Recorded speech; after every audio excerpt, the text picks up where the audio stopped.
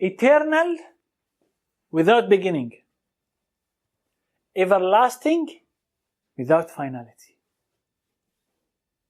Allah is eternal without beginning.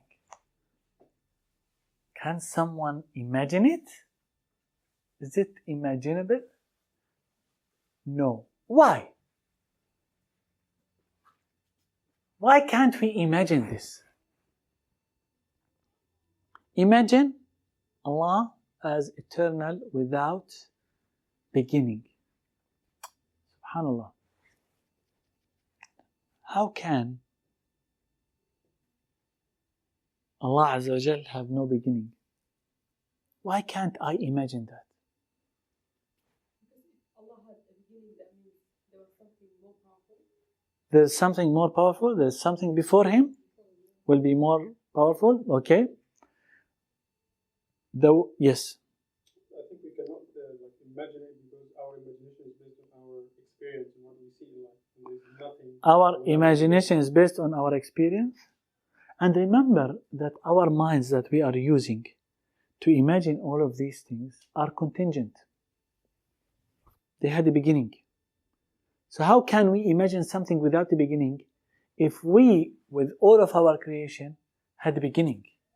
And our mind had a beginning. It's exactly, I always refer it like, when we go to the jewelry shop, they have this very sensitive scale that measures up to 0.11 grams. Okay? This is our mind. How far can that go? How much can you put on that scale to measure the weight of? What? 200 grams? 500 grams? What will happen to that scale if I put 10 kilograms on it? What will happen to it? It will break. That's exactly our mind. Our mind, when it comes to things related to Allah Azza wa Jal, we cannot imagine it. Because our minds cannot comprehend all of these. But we see the signs.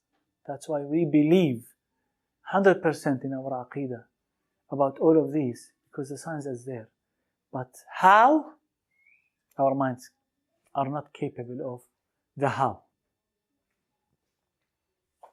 Allah said, He is the first and the last. Prophet ﷺ said, O Allah, you are the first, there is nothing before you. You are the last, there is nothing after you. Narrated by Imam Muslim. All existing beings must have a beginning in one who necessarily exists by himself in order to avoid an infinite regress. What does that mean?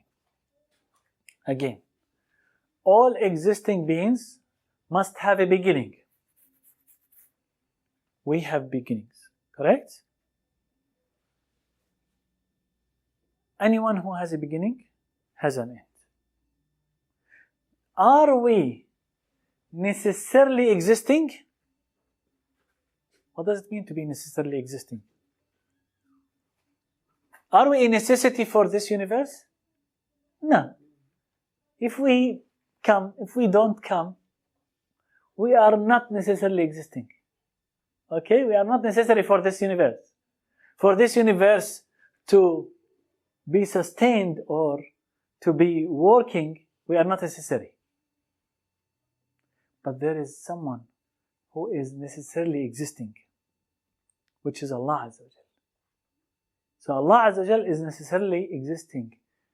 Otherwise, we are not going to have this universe.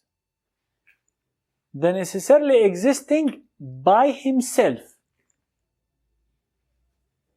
Allah Azza wa Jal is necessarily existing by Himself, without anyone existing before Him or needing for someone for Him to exist.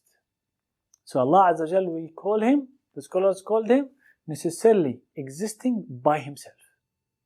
Okay? Because without Him, the universe will not be in place.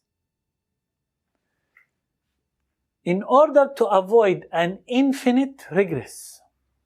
What is the infinite regress? If I going to assume that Allah Azza wa Jal existed, وَالْعِيَاذُ بِاللَّهِ, and He was not existing before, then I need to go back to find someone before Him who existed. And if that one existed at some stage, and then I need to go back to before, and this is called the infinite regress, which does not exist. The infinite regress, which is to go back in infinity to find who started, that does not exist. So Allah Azza wa Jal is the one who was and nothing was with Him. Animals, plants, etc. come into existence at one time or another. These things are not impossible, since the impossible cannot exist, nor they exist necessarily by themselves, because a necessary being existing by itself can never be non-existent. Do you understand this? Animals, plants come into existence at one time or another. We come into existence at one time. I was born in this date. Before that, I was not there. These things are not impossible. Are we impossible to exist? No, we are possible to exist. Since the impossible cannot exist. Correct? If something impossible, then it cannot exist. Nor they exist necessary by themselves. Did we create ourselves? Did we control our existence? No. Because a necessary being existing by itself can never be non-existent. Is it hard? Max. A necessary being. Are we necessary being? No. Is Allah necessary? Yes. Without Him, nothing can survive. Existing by Himself. Are we existing by ourselves? No. Allah Azza wa Jal is existing by Himself.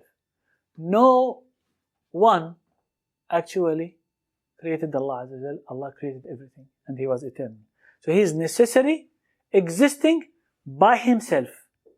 Can a necessary existing by himself be non-existent? The answer is no. Because he is necessary. And he is existing by himself. So he at no time was non-existent. Did you understand this logical argument? Okay? These things were non-existent. And they came to exist.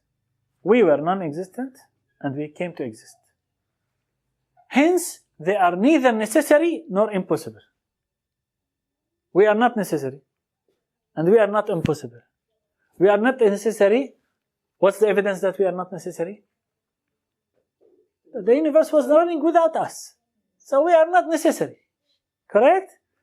What is the evidence that we are not impossible? We exist. Okay? And what my both exist and not exist cannot exist by itself. Can we exist? Yes. Can we not exist? Yes. So, what can exist or not exist cannot exist by itself. Did you understand this? So, we cannot exist by ourselves. We have to be having a creator. Okay? So, but for Allah Azza wa Jal, it's different. Because Allah Azza wa Jal exists by Himself. He is necessary existing without any need of support or any like help. And the possible thing that does not own its existence or non-existence cannot come to exist by itself. Another one. Another mass equation. The possible thing. We are possible. That does not own its existence or non-existence. Do we own our existence or not existence? No. Our existence or non-existence is in the hands of Allah Azza wa Jal. Cannot come to exist by itself. We cannot come to exist by ourselves. Okay. Does this apply to Allah Azza wa Jal? No. So Allah Azza wa Jal is necessary existing and owns His existence. And so He exists by Himself. Okay? So when you look at this equation, it doesn't fit to apply our existence to the existence of Allah Azza wa Jal. Because we are possible, we are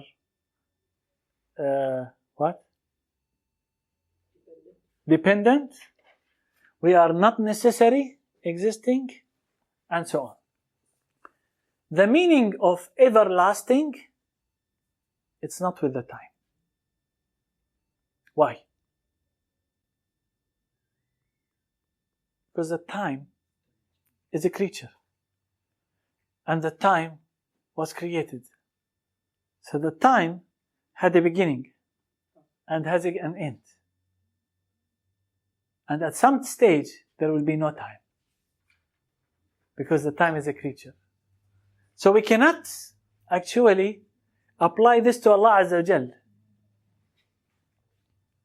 The meaning of everlasting, not with the time, but without time. Because the time changes. And change is impossible on Allah Azza wa Jal. For us, we limit with the time. But we and the time were creatures were created. So, we cannot apply creatures on Allah Azza wa Jal. So when we think Allah is eternal, we have in our mind time. In our mind. We say 1 million years, 1 billion years. This time concept is creature. So cannot be applied on Allah Azza wa Jal. So all of this is something because we look at what we understand. Also, eternal, not with the time. So the first one was everlasting, not with the time. To the front. Eternal, not with the time, but without beginning. Why? Because at some stage, time was created, and Allah was before. And Allah did not have a beginning. So Allah is without a beginning. Can we understand that? How can, actually, from what we have taken until now, the possible, impossible, necessary, existing, not necessary, existing, and all of these concepts, who can try to make it a logical statement for the existence of Allah Azza wa Jal as without a beginning? If Allah had a beginning, His existence is not necessary. Correct? And His existence is controlled. Correct? Then there is someone before Him. Because He had the beginning.